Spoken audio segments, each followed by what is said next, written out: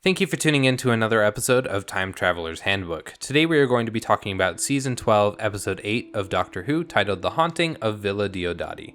Spoilers ahead. In this episode, the Doctor and her companions, while on a visit with Mary Shelley, encounter the lone Cyberman, a Cyberman who seeks to collect the material Cyberium and resurrect the Cyber race. This episode was fantastic in many veins. And the thing I want to talk about most is the difficult dilemma that the Doctor is placed under and must face because of the rules and restrictions that this universe has set for time travel and fixed events. The Cyberium that Ashad, the lone Cyberman, is after has implanted itself in Percy Shelley, who is a key influential character in history, and his death would mean that certain key events that happen in the future of his life would never happen and change the course of history, branching off into a timeline that is too different from the main timeline for the Doctor to accept. So the Doctor, knowing this, knows that it is non-optional that she must keep Percy Shelley alive through this event. However, if Ashad finds Percy to have possession of the Cyberium,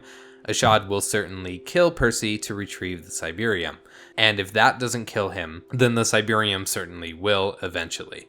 This causes the Doctor to take the Cyberium in for herself, solving the dilemma for keeping Percy alive. However, Ashad then threatens to destroy the planet, which would be even worse than Percy not surviving. So, despite all warnings to the contrary, the Doctor gives up the Cyberium to Ashad, who immediately goes off to start the Cyber race.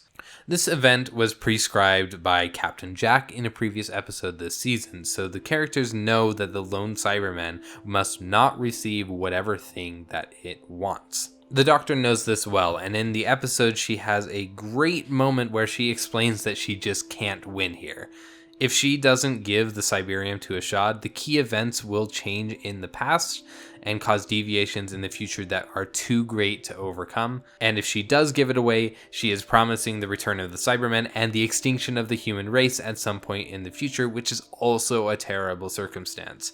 But because all of this is centered around someone who has key events happening in their life, it has walked the Doctor into a corner that she cannot get out of. So she takes the best possible option, giving the Cyberium away and hoping to utilize some sort of a plan to stop the Cybermen from wiping out all human life. I love it when fictional works take their universes to their extremes. This shows that there are rules that the Doctor cannot break to save the universe, and that her enemies can use that against her to cause their desirable outcome to happen. When nearly anything is possible in a universe like Doctor Who, it's refreshing to see that even the Doctor has limits, and this adds a lot more tension to the events that happen in the last couple of episodes of this season. And I think this episode really masterfully sets up those events in a way that we don't commonly see. That's it for this episode. Next time we're going to be talking about the finale of Season 12, titled The Timeless Children. As always, thank you for listening.